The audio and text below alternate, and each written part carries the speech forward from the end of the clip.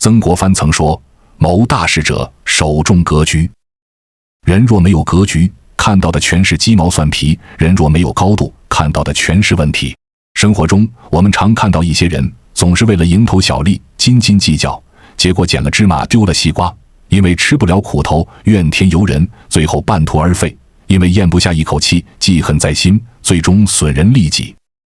格局大的人，内心就像是一片湖，往里面扔一颗石头，只会掀起一点波澜，很快就会沉底；而格局小的人，内心就像一杯水，扔进一块石头，就会填满整杯水，再也装不下什么东西。因此，若是一个人缺少了格局，没有创业的宏图与气度，便与大财富无缘。听过这样一个故事，有个富翁掉进了湖里，高喊救命。一个年轻人划船去救富翁，富翁挣扎地喊：如果你把我救上来，我就给你1万元。过了一会，富翁呛了口水，更加恐慌，对年轻人喊道：快点，你要把我救上去，我给你5万元。年轻人一听，把船划得更慢了，而在水中不断挣扎的富翁不断开出更高的价格，10万、20万、30万。年轻人慢悠悠地划着船，心想越延迟点时间救起富翁，他就能拿到更多钱。不过就在年轻人打着如意算盘的时候，一个浪将富翁打进水里，再也没有浮出水面。富翁万万没有想到，自己用金钱买来的却是一场灭顶之灾。他不断加高的金钱换来的却是年轻人的贪婪格局。格局越小的人越容易钻进贪婪的陷阱，这样既抓不住眼前的利益，更没有机会触碰更大的财富，最后只能两手空空，一无所获。鬼谷子将人分成了3种境界，第一种是格局最小的人，只考虑自己的得失；第二种格局稍微大一些，会为国家利益考虑；第三种格局最大的人，会为天下得失考虑。但这并不是将格局大小与是否为圣贤连接在一起，而是说格局越大的人，越能站在更高的角度上思考问题。只考虑自己得失的人，一定只能是一个普通员工；能为公司利益着想的人，一定是管理层的人才；而能为所有人考虑，也能造福社会的，一定是老板。所以说，格局小的人碰不到大财富。每个人本身都是没什么差别的，但是后天的生活经历和学习过程会使得每个人拥有不同的思想格局。格局越大，眼界自然也越广，能接触到的机会也越多。当你具备一定的格局，你就可以获得大财富。格局小的人大多自私自利，目光短浅，这样的人我们不愿意与之为伍，而单打独斗自然也无法遇到大的机遇和财富。格局小的人会有几个明显的特征：一、只顾眼前利益，掉进钱眼里。对待钱财的态度决定了你格局的大小。正如之前所说的富翁与年轻人的故事，若是一味的贪婪，只会让你失去所有。取之有道，用之有度，才是正确的对待财富的方法。格局小的人眼界也小，他们只会在意眼前的利益，会为了挣钱采取各种极端的方式，违背道德伦理。他们自己没什么成就，过得贫贱，还会去眼红那些有钱人，用一些败坏口德的话语去刺激那些拥有财富的人。当然，这样的人也属于小格局的最底端，上不了台面。而成功的人在取得成功之前，一定具备庞大的思想格局，有自己明确的目标和价值观，不会因小利而忘义。有了目标，也就有了前进的动力，而庞大的全局意识也更能帮助其获得成功。二、情绪冲动不可控，易动怒。一个人处理事情时的情绪表达，也能体现出他的思想格局。格局小的人往往难以掌控自己的情绪，会做出一些不过脑子的事情。在面对繁琐的工作时，首先想的不是怎么慢慢捋顺做完它，而是四处抱怨发脾气。遇到一些紧要关头，也无法控制好自己的情绪，出了问题只会被动妥协，让问题继续存在。这样的人终究难成大事，只能做一辈子的员工。三、寻找借口，逃避失败。一个拥有大格局的人是不怕失败的，他们知道那只是成功路上一次不起眼的尝试，不多经历几次，怎么知道自己的问题？而格局小的人面对失败，只会寻找借口推卸责任，把失败归咎于运气，也会因为一次巨大的失败再也无法重拾信心，就此被击垮，最终一事无成。两者面对失败完全不同的方法，也导致了截然不同的结局。格局决定财富，你拥有多大的格局，就能拥有多大的财富。格局小的人，注定不会大富大贵。说到底，是因为格局不够。有格局的人，往往因为眼光长远，敢于吃苦，胸怀宽广，而活得洒脱，卓尔不群。一个人拥有更高的格局，才能把握人生全局。一，放得下眼前的利。有人说，当利在前，不要一叶障目，先考虑利的后果，而不是眼前的利，你会看到更宽阔的世界。确实如此。一个人做买卖，只管今天卖得红火，不管明天、后天的营生，生意很难持续。必须从大局出发，如果今天早点关门去进货，明天就能卖更多，那么放弃今天的几笔订单未尝不可。眼前的利益固然诱人，但如果妨碍了大局，弃之也罢。一个人有没有格局，看他怎样对待眼前利益便知。历史上楚怀王决意伐秦，召刘邦和项羽入宫，约定谁先攻入咸阳，谁就称王。刘邦趁着项羽主力战斗时，先攻入咸阳，但是刘邦入关后，秋毫无犯，还军罢上。项羽阵营里的范增得知后，提醒项羽，刘邦虽平日看起来实力不强，但这个人的格局不低，不容小觑。项羽没有听进范增的话，相反，他攻入咸阳后烧杀抢掠，最终失去民心，也失去了原本唾手可得的天下。项羽心里只有与秦国的深仇大恨，而刘邦的格局更高，懂得从天下君主的高度思考。正因为刘邦没有对咸阳百姓动刀动枪，也没有垂涎秦王宫里的金银珠宝，而是还百姓以平安，才会深得民心，最后成为一代君王。暂时放弃对咸阳的控制，让他拥有了更大的世界。一个人的格局越大，越懂得放下眼前利益的重要。因为对有格局的人来说，一时成败不算什么，他真正在意的是这起起伏伏后的结果。诚然，眼看着到手的益处不要，有点傻。殊不知，这些放弃是为了放长线，钓大鱼。放得下眼前的利，是一个人真正的格局。二，吃得了暂时的苦。常言道，天将降大任于斯人也，必先苦心志。前不久，中国科学院自动化所黄国平博士的学位论文《致谢》走红网络。致谢里黄国平博士说，我走了很远的路，吃了很多的苦，才将这份博士学位论文送到你的面前。在他12岁那年，母亲离开了家，父亲也很少陪伴，即便他生病了，父亲也只是留下治病的钱就走了。因为贫穷，他时常没有钱交学费，只好钓鱼、养小猪仔、出租水牛来凑学费。回头看看，他不敢相信自己竟然扛过了这一路辛酸。有时候学费没交，钓的鱼却被父亲偷卖了买酒喝。尽管如此，他的自尊心也常常受到伤害。最尴尬的莫过于他正上着课，老师私下找他出去询问拖欠的学费何时交。夏天没有鞋子，只能光着脚在滚烫的路上走，冬天衣服破旧，去领作业的时候双腿打颤。若说家境贫困，没有学费，让他寸步难行，而贫穷带来的窘迫尴尬差点让他知难而退。尽管如此，他终究还是站了起来，坚持到了最后，把这篇学术论文送到了评审面前。中国有句老话，吃得苦中苦，方为人上人。致谢中他说道，我追求的不仅仅是求学的几年辛苦，而是重新认识这个世界，去做一些让别人生活更美好的事。有大格局的人，懂得为了更高的目标吃暂时的苦头。村上春树曾说过，眼前固然艰难，可苦尽甘来，日后这段经历开花结果时，你会发现一切都是值得。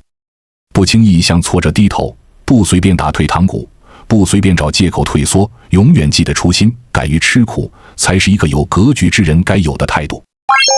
三，忍得了一时之气。增广贤文里曾说，忍得一时之气，免得百日之忧。《红楼梦》中迎春房里的丫头思琪就是一个忍不了一时之气、没有格局的人。这天思琪生病，让丫头去厨房取一碗鸡蛋羹，却遭到冷嘲热讽。思琪气得去厨房打砸抢了一番，吓得老婆子们赶紧亲自给她端了一碗。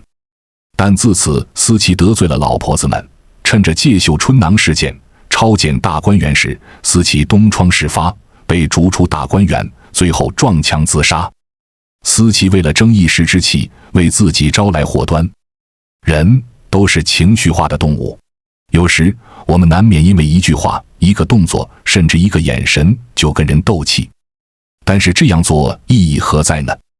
如果每天因为一些琐碎争强好胜，最后要么把人得罪光，搬起石头砸自己的脚，要么鹬蚌相争，落个两败俱伤。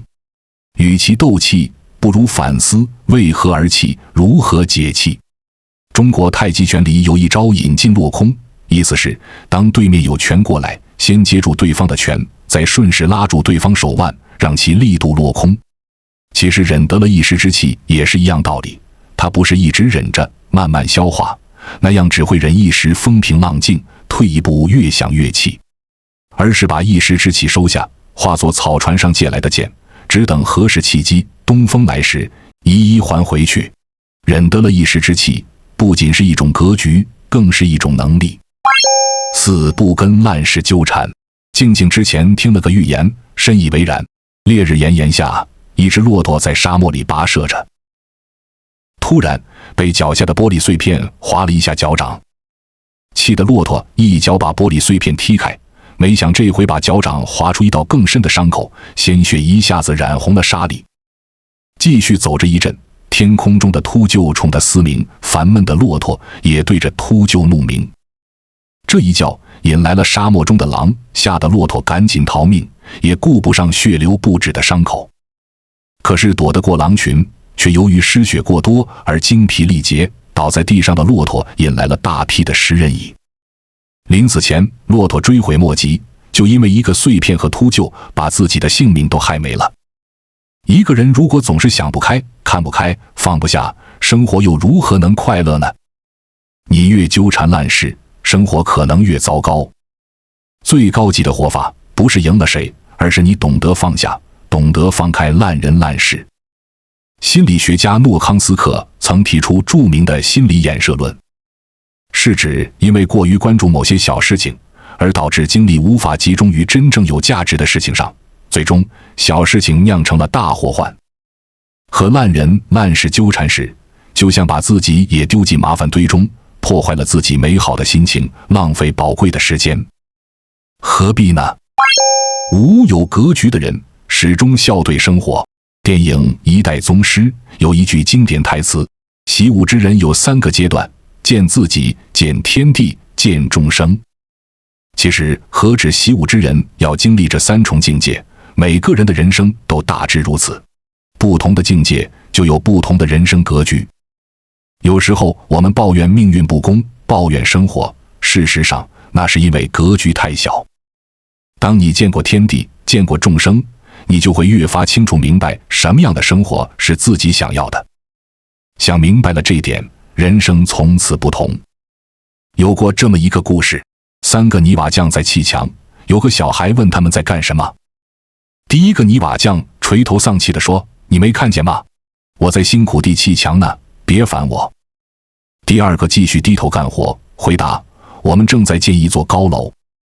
第三个却带着笑容说：我们正在创造美好生活。有意思的是，多年过去后，第一个人仍然在做泥瓦匠，第二个人成为了一名工程师，而第三个人则成为建筑公司的老板。工作本身没有区别，为什么三个人的人生走向却大相径庭？有格局的人往往经得起生活的千锤百炼。杨绛先生曾说，一个人经过不同程度的锤炼，就会获得不同程度的修养，不同程度的效益，好比香料，捣得越碎，磨得越细，香得越浓烈。生活有些时候可能真不如人意，人们往往无法选择生活，却可以选择如何面对生活。有格局的人，纵使被生活风霜洗礼，但依然选择微笑面对，对生活充满了期待。有格局的人，无论生活给予什么磨难，都始终微笑面对，就像从未受伤一样。无论世事如何变改，都能始终如一去追寻自己最想要的事物。无论环境如何，都可以宽容，体谅身边的人和事。像宠辱不惊，闲看庭前花开花落般坦然，更像去留无意，静望天上云卷云舒般洒脱。都说人生如棋局，你的格局往往决定了你的结局。6打破惯性，升级认知。看过这样一个故事，刘先生受父亲的影响，大学毕业后成为一名教师。父亲当了一辈子乡村教师，希望儿子也能一生稳定。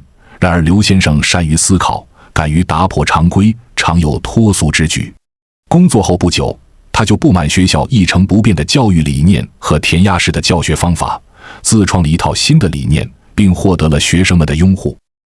然而他的特立独行遭到了学校和家长的强烈反对，各方压力让刘先生痛定思痛，决定辞职。家人百般阻挠，但他自己清楚，只有跳出现在的舒适区，才能看到更广阔的天空。后来他去了大连，白手起家的他没有选择多数人青睐的白领工作，而是瞄准了销售业。别人一件件往外卖，他另辟蹊径，新创方法批量销售。凭着自己灵活的头脑，一路过关斩将，从新手小白到销售副经理，再到开子公司，刘先生仅仅用了1年多时间。当销售业如日中天的时候，刘先生又靠自己敏锐的感知，投资一些新领域。10年时间，他实现了从一穷二白到身价过亿的华丽逆袭。刘先生正是一次次超越常规，人生得到了不断突破。卡尔·荣格说，所有事情并不是被头脑解决的，而是被超越的。身陷囹圄不可怕，可怕的是自己画地为牢，被惯性驱使，服从默认的规则。很多时候，我们不敢踏出一步，只是因为被自己的信念所蒙蔽，不敢冲破惯性思维。而真正厉害的人，往往敢于打破常规。在岔路口踌躇不前时，不如暂时停下脚步，摘掉固步自封的眼镜，站到更高的层面重新审视。唯有如此，才能一步步接近选择的真相，拨开思想的迷雾。7抓大放小，强者思维。曾国藩是晚清4大名臣之一，他的一生可歌可颂之处太多，其中一大成就便是创建湘军，剿灭了太平天国。曾国藩能有如此成就，正是他以大局为重的强者思维。晚清时期，国家内忧外患，但正规军队纪律涣散，军政腐败，与太平军对抗无疑是螳臂挡车。曾国藩临危受命，组织地方团练，既没经验，又缺资金，加上湖南官僚系统的排挤，导致练兵计划处处碰壁。可他并非不堪一击，反而一心训练军队，想让队伍打胜仗。然而，高强度的训练让长久以来懒散惯的士兵怨声载道，终于在一次训练中，因人不服从练兵指令，闹到了巡抚衙门。巡抚骆秉章想借机挫一下曾国藩的锐气，不但不主动出面解围，反而训斥曾国藩，让他道歉。此事一出，曾国藩成了湖南官僚内部的笑柄，一时间涌出了各种嘲讽谩骂的言论。曾国藩的弟弟得知此事，写奏折要弹劾巡抚，替哥哥出一口气。可曾国藩却劝说弟弟是好汉，打脱牙，何血吞。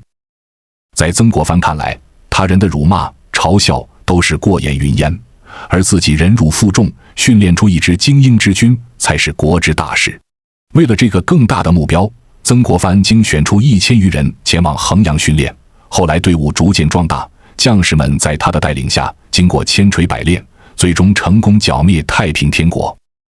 一时隐忍，一世英名，曾国藩在大事面前舍小利，才终有此成就。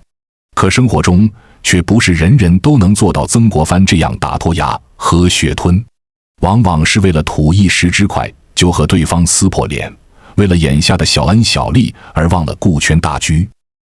真正的强者，凡事分得轻轻重缓急，小事过得去，大事不糊涂。大局当前，要懂得克制自己的情绪和态度，保持适当的钝感，用迟钝来拔高人生的高度。昔日的耻辱柱才能成为明天的荣誉榜。曾国藩曾说，谋大事者首重格局。无数强者用自己的经历告诉我们，格局越大，越容易走上坡路，越能扭转乾坤。格局打开，困境就有可能变机遇。跳出自己看自己，人生就有了新跳板。为大局放下身段，方能铸造强者之心。难得糊涂看长远，好运才能源源不断。在人生这场耐力赛中，有人墨守成规，固步自封；有人因小失大，自断后路；也有人夜郎自大，自命不凡。当人到中年，尝过酸甜苦辣，品过世间百态，才愈发明白，真正决定一个人能走多远的，不是能力，而是自己的格局。一个人的格局决定了他的结局。一个人的格局有多大，决定一个人能走多远。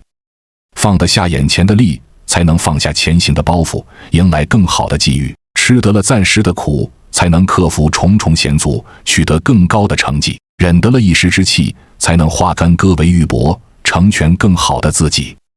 格局大了，阻碍就小了。愿余生，你我都成为一个有格局之人，不受世间琐碎困扰，看到世界之大，享受生命之广阔，在人生路上越走越远，一往无前。关注我，我是才知道，带你解锁更多金钱的真相。